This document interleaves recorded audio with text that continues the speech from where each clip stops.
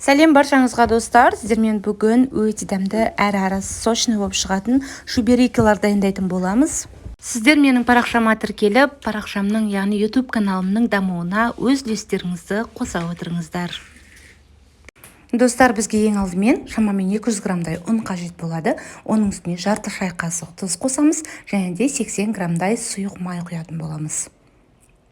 Және де үстіне 150 грамдай, шамамен 120 грамдай қыздар қайнап тұрған суды құямыз.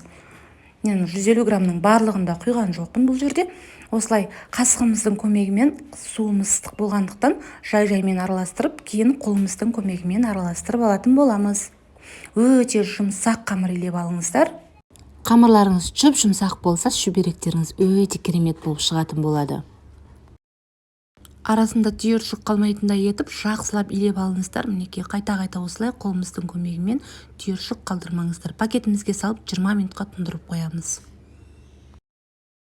Ендігі кезекте салмасына кірісетін боламыз. Салмасына бізде қызып тұрған табамызға майымызды құйып, үстіне фаршымызды салып алатын боламыз. Жақсылап араластырып, оның үстіне бір дана пиязымызды кубиктап турап салатын боламыз.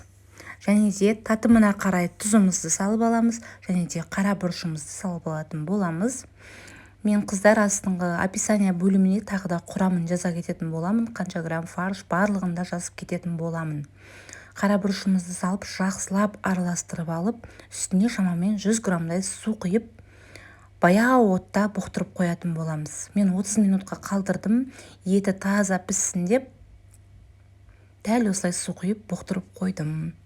Мінекей қыздар 30 минут бұқтырылған осылай сочный қылып дайындап алдым. Енді кезекте қамырымыздың иі қанып, өте жұмсақ қамыр дайын болды. Қамырымыздың әр бөлігін шамамен 60 грамдай етіп бөліп алдым. Тараздың көмегінсіз өзіңіздің көз мөлшерімен жасасаңыздар да болады. Мен барлығында бір формада шықсын деп, осылай шамамен 60 грамм етіп алдым. Мінекей достар, барлық қамырларымыз дайын. Енді кезекте осы қамырларымызды ұн себе отырып, жайып алатын боламыз. Қатты жұқа етпей, осылай орташа көлемде етіп жайып алыңыздар.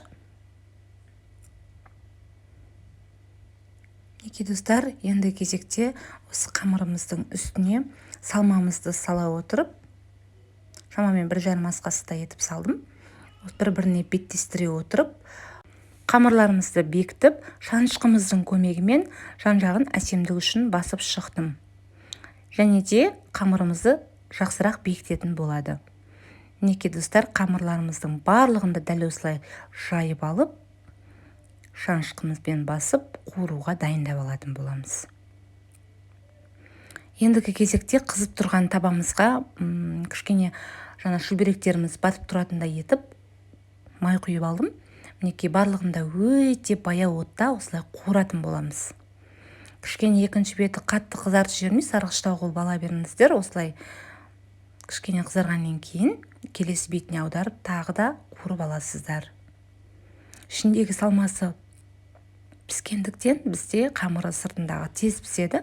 Көп уақытыңызды алмайды. Өте дәмді, сочный болып шығады достар.